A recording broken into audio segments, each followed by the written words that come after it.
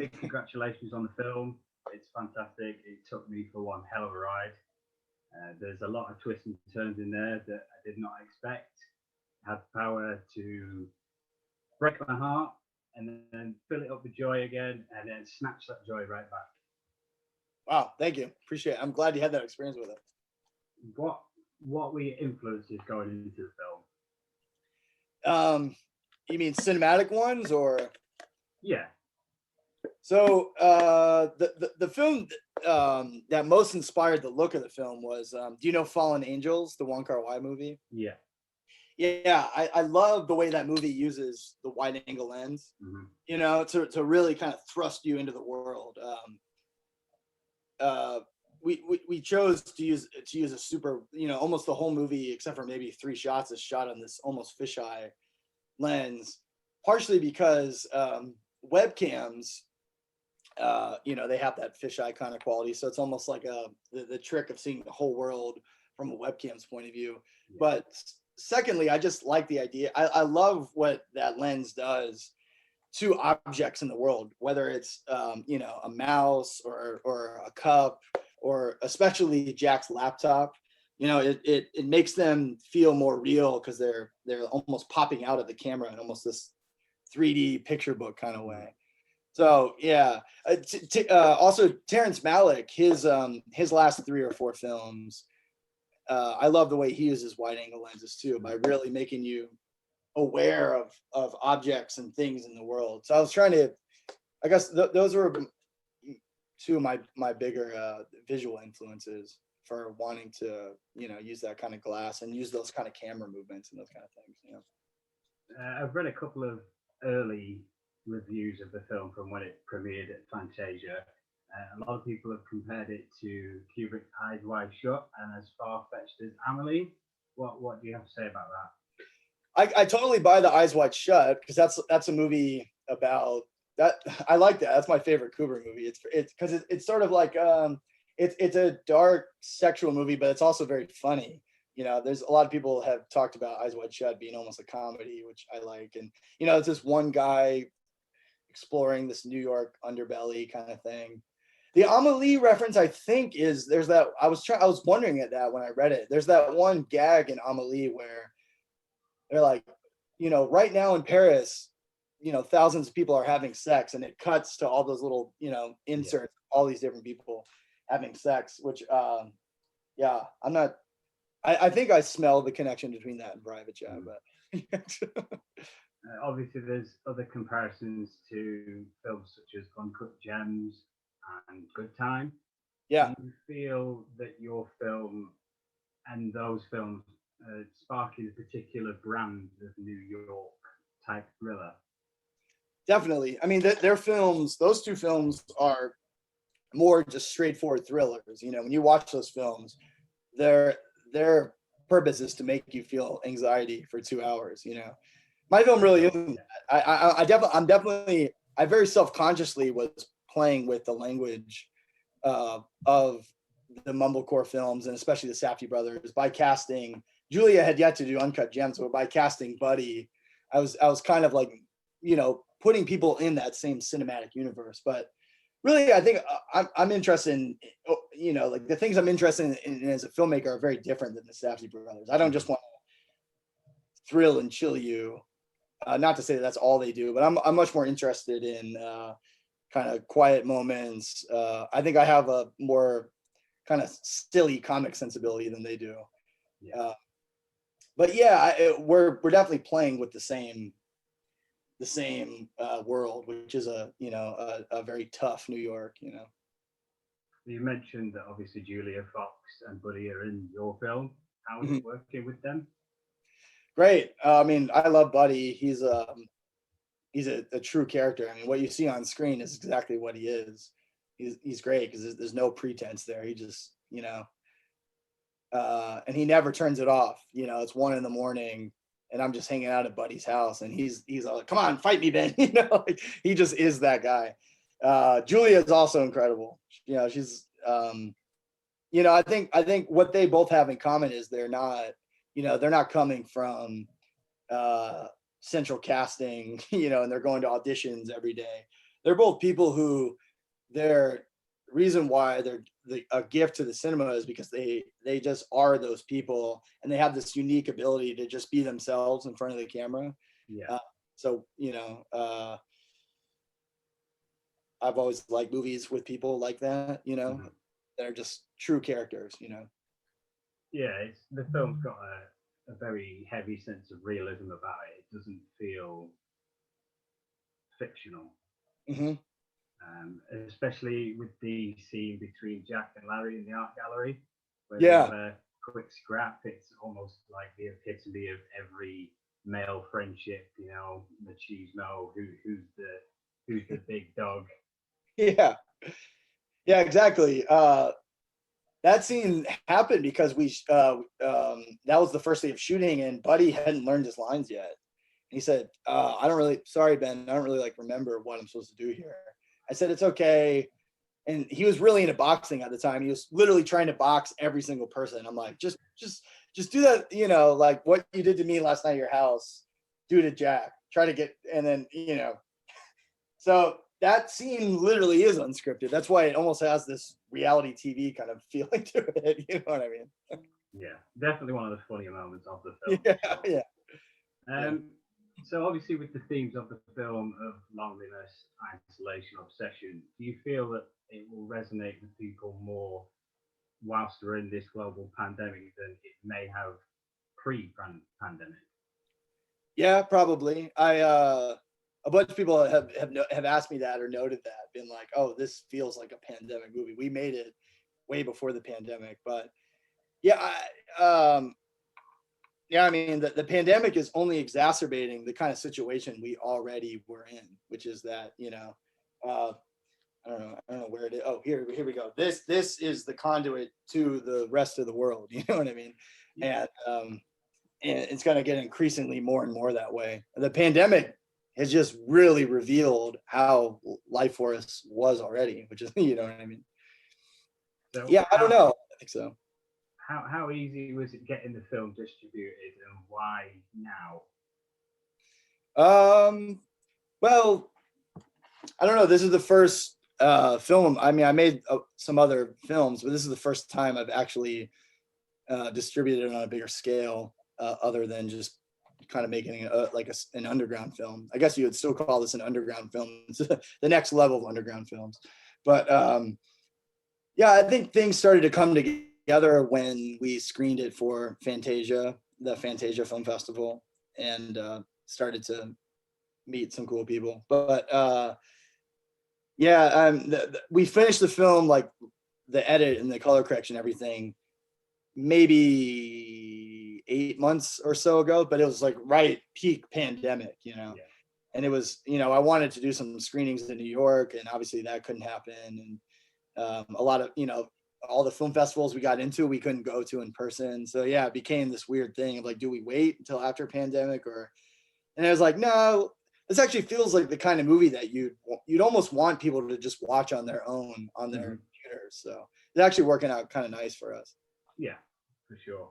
I think going back to what I said, I think it'll resonate with people a little bit more at the moment than it may have pre-pandemic. Yeah, a lot of people are going through some similar sort of things right now. Yeah.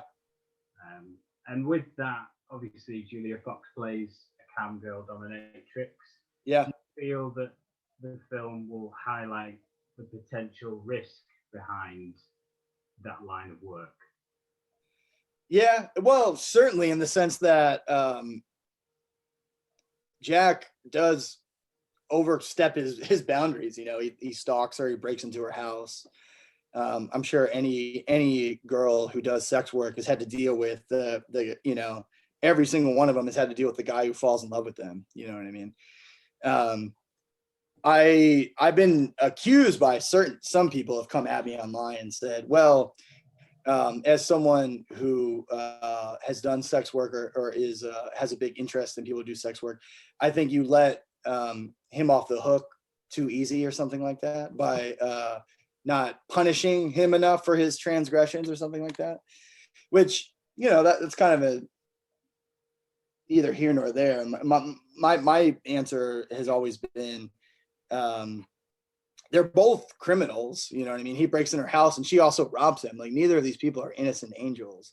No. And also it's like, I'm not sure it's up to movies to punish anyone anytime they do any kind of wrongdoing. You know, movies and drama are always based on good people making bad decisions. You know what I mean? It's not like if we watched a movie about a guy who never did anything wrong, it wouldn't be very illuminating. The whole point is to let people do wrong things in drama so we can learn from it. Also, it was one of my big goals in making the movie is that it's like this very nihilistic film noir-y thriller kind of universe that kind of becomes a romance. And I wanted at the end of the movie for the audience to feel something kind of tender and sweet towards these two characters, that they actually, you know, it's not like they're going to be together happily ever after, but they are forming a genuine connection. They are going to be good friends, hopefully. And so I wanted to twist the narrative in such a way where we end in a way that's totally unexpected, which is actually in kind of a sweet, tender place instead of, it would have been pretty easy to do a movie about a couple, a perverted guy who, gets catfished and then things go terribly wrong. And you know what I mean? It just, we know that story already, you know? Yeah. Yeah, I 100% got that. It was a very bittersweet ending after such a roller coaster of so many emotions going through the film. Yeah. On the flip side of the question I've just asked you, do you feel that this could promote that line of work in a more positive way? Oh, you mean being a cam girl? Yeah. Yeah, well, maybe. Yeah, I think because especially maybe under like a pandemic situation, I think there's such thing as like the freelance cam girl who just, you know, there's so many sites I'm sure that you can just, if I wanted to, I could be a cam boy right now. After this conversation, I could make a profile. I could do little shows in my room right here and I could make some cash on the side. I mean, that's kind of what that, what's that thing, the OnlyFans? It's kind of like what that is, right? Which is, you know, people being savvy and using their bodies to make some extra cash. I don't know. Yeah, I wanted the movie to be sex positive. I want in the sense that I wanted to show that she's not a victim, and also she does enjoy what she does. That's why it's important to me to show that one scene where she's masturbating and actually enjoying it. Even when Jack logs off, she's like, the memory of the moment is a positive one for her, to show that, you know, in so many movies about prostitution, it's always you see the sad side of it. And certainly that is the case for many prostitutes. They're forced to do it because they have no other choice. But that's not the only type of prostitute there is, you know. So going back to the negativity that you've received from sex workers, what do you have to say with that, with your film, what it represents? The negative side of it? Yeah. What do I have to say about the negative side of it? Well, is that it's a dangerous line of work, right?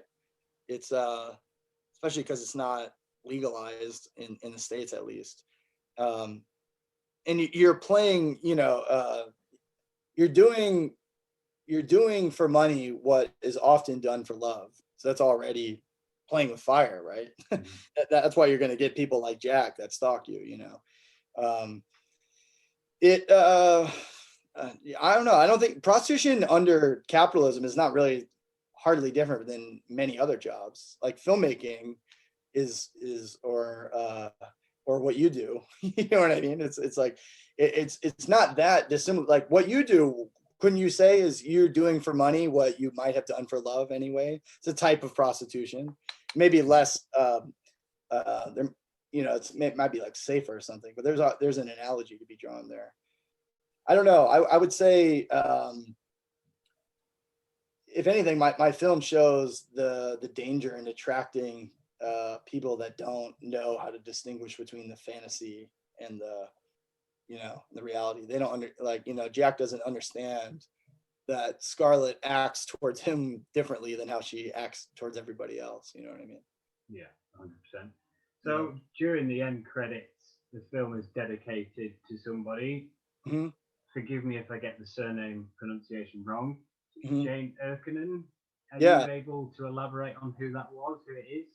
Yeah, that's my mom who passed away in 2017. And really, the only reason I was able to make the movie is because um, she left me like about $80,000, which was the entire budget of the movie. So Right. she ended up financing the whole movie. And yeah, something about my mom had a pretty tough life with addiction and things like that. But at the end of the day, was a warm kind of people person. And so, I don't know what the exact connection is, but something about the tone of the movie at the very end, um, where these people, in their sordid kind of circumstances, are finding this warm, genuine connection. It felt like a nice homage to my mom. Also, like part of the movie is Jack dealing with death. His roommate had died, and there's an aspect of the movie of like him, uh, his whole worldview about it. Is everyone just exploiting you? Stemmed from his dead roommate. Because that's like, I don't know if you remember in the movie, but that's something his roommate used to say. So it's like almost as if he inherited that very false, dangerous belief, and so he has to work through the whole movie until in the final scene he no longer holds that belief anymore. That felt, you know, all of my way of saying is that there's an aspect of the movie that deals with death, and in almost this existentialist way, the classic way, like when you're aware of death, now your time and your choices become, they really reveal themselves as being more important. No, that's beautiful, man. That you were able to do that for your mother. Thank you. That's really nice. A little bit tight on time, so I've got one more question. Okay. Slightly off topic. Yeah. What are the plans for Bodega this year? Any new music? Yeah, we're actually in the studio this week finishing the mixes for our new record. So hopefully it'll be out. It all depends. We have a tour booked for all of United Kingdom in October. I really doubt it'll happen, whether things will get together by then. But that's right around the time that the album's supposed to come out. So the music will come out whether we do the shows or not. So we'll see. Yeah. Brilliant. Well, thank you very much for taking the time to do this. It means a lot to me. Like I say, the film's brilliant. I wish you all success with it. Thank you. Appreciate you taking the time to write about it and talk to us. No problem. All the best. See ya.